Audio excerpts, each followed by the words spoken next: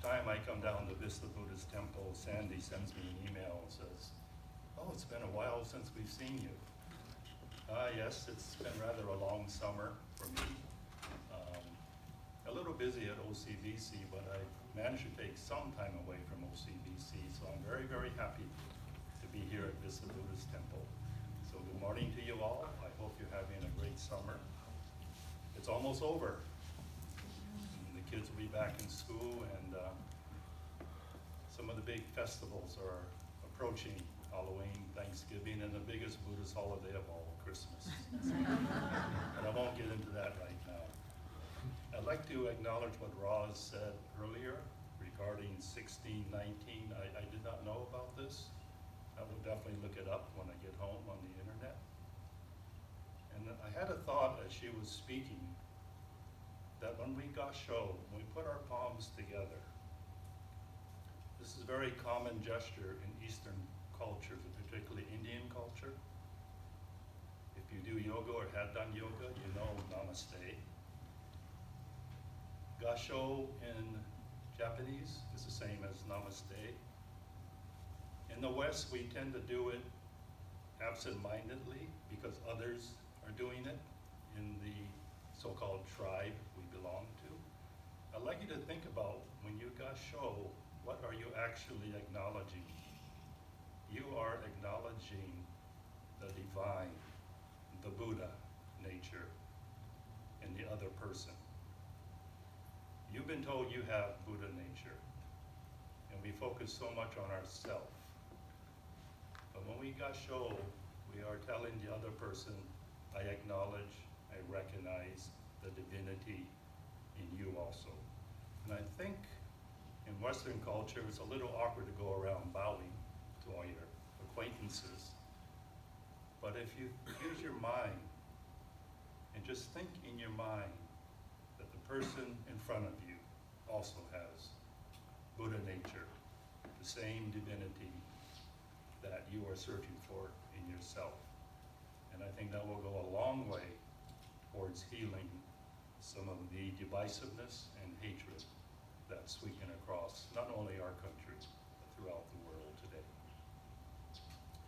That was not my Dharma message. That was just something I took off on Roz's words.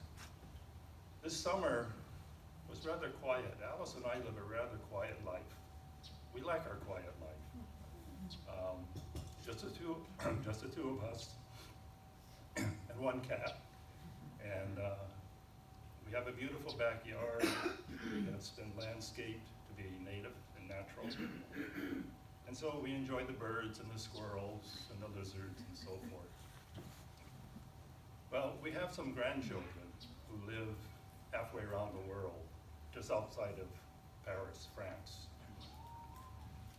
And Kim, our daughter-in-law, their mother, decided it was time to come see Mimi and Grandpa. And so they came in July, and I call it the French invasion.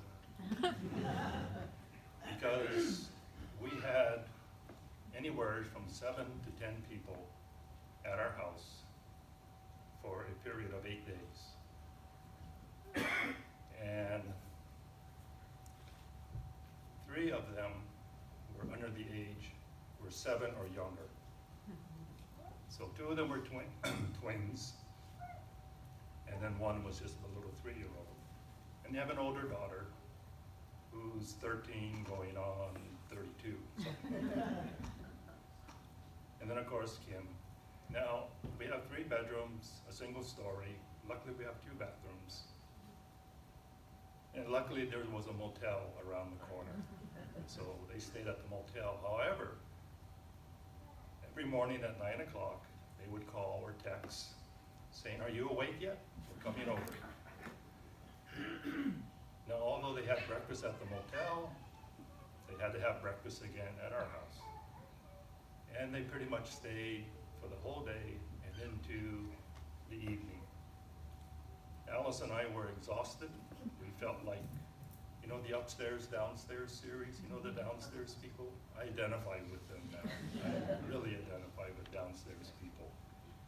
Because we were pretty much servants the whole time, and babysitters.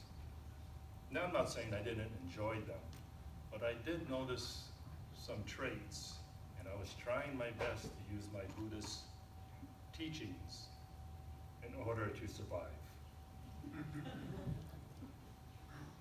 So after they left, on the 8th day they left, and then the final guest left on, that was a Friday, and then the final guest left on Sunday. When they left, I said, no mommy doubles, no mommy doubles. And also I did a postmortem. And I did a postmortem in my own head. And so I'd like to talk this morning about some of the conclusions I came to having experienced the French invasion. And there were two things that I realized. First, stress is caused by being here, but wanting to be there. I wanted things different. I had expectations. I was attached to expectations. So was Alice. And our expectations were not met because there was an awful lot of competitiveness, I guess you would say, between the children.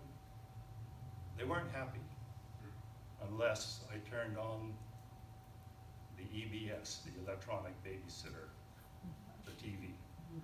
Otherwise, it was a competitive, screaming, bickering, contentious atmosphere all day long. And I thought how wonderful it is to be able to appreciate silence. Also, right speech. I was observing the speech was not what I would consider appropriate amongst human beings, regardless of age. So I want to talk about right speech and awareness through silence.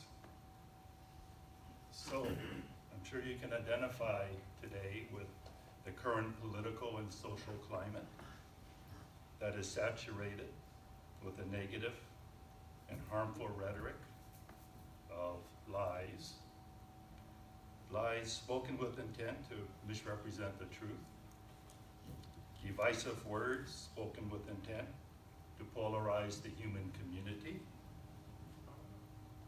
and harsh and bombastic words spoken with the intent to hurt feelings. So I think it is time to recall the third virtue of the Noble Eightfold Path. If you want to look up the Eightfold Path, it's on page 12 of your service book, and it's called Right Speech. Definition in the service book is to refrain from harmful talk and to use our words wisely. So let me begin with a quote, and I'm going to follow that with a question. Here's the quote: if you cannot control your mouth, there is no way you can hope to control your mind. That's a Buddhist problem. And now the question: what do you think is the most destructive as well as the most helpful organ in the human body?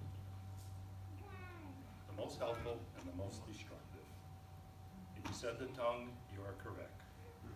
Because talking is our primary way of human interaction. Speaking with awareness is the most effective tool we have for cleaning up our inner being, thus adding more positives than negatives to our emotional bank account. But we are often not aware of our thinking until words are spoken. It's kind of like the thinking out loud, or instead of ready, aim, fire, it's ready, fire, aim syndrome. So how do we counter this syndrome? How do we ensure that our words and thoughts are worthwhile and not harmful and are meaningless noise? I think by embracing silence, because without silence, woven into our mindset, there is no time to think, hear, or connect. Filling our space with continuous noise, at least for me, generates a nervous, agitated sense of urgency, inhibiting reflective thinking and wearing out both listener and speaker. Embracing silence invites listening, thus allowing for compassionate understanding and response to what is being communicated. Let me give you a musical analogy. All trained musicians can play the notes. What separates a trained musician from an artistic musician is the way they pause between each note. Without the silence between the notes, you would not have the music. So yes, anyone can pick up an instrument and play the notes, but it's the appreciation of the pause or silence between the notes that makes that particular musician an artist, at least in my humble opinion. So against all the daily noise assaulting our minds, there arises a spiritual challenge. How should we react? Well, kindness and generosity and compassion and humility help. Not always, but most of the time. It is said that it is far more impressive when others discover your good qualities without any help from you. Pride makes us artificial. Humility makes us authentic. In Zen, there's a saying that goes like this. Just try saying one word with your mouth shut. So now for a little Zen fable, learning to be silent. There were 4 Zen monks who promised each other to strictly observe silence for their 7-day meditation session. On day 1, all were silent. But at nightfall, the oil lamps were flickering and growing dim. And one monk could not help but calling a servant over and asking the servant to do something about the lamps, to please fix them. The second monk, surprised by hearing this, remarked, "We are not supposed to talk." Well, that prompted the third monk to say, "Oh, you two are very stupid. Why did you talk?" And then the fourth monk, full of pride and ego, could not resist saying, "Ha, I'm the only one who has not talked." So in conclusion, my hope is that you will find a way to make time in your life to do nothing at all. Just embrace the stillness of silence, which may be the only time you can see what you should be doing with the remainder of your unrepeatable life. Your life experience is shaped by thoughts and words. Harmony or discord, meaning or nonsense, trust or distrust are dependent on word choice. Cultivating the way of silence will lead to an awareness of how dynamic and alive quietness can be. I like to quote from Reverend Guillaume Kobosi from his essay, Quietness, from his little book, The Center Within. I'm sure you have it on your book card here. Kobosi Sensei says, we have to learn to be quiet, just as we have to learn to acquire a certain taste. But this quietness, once acquired, has so much tremendous sweetness.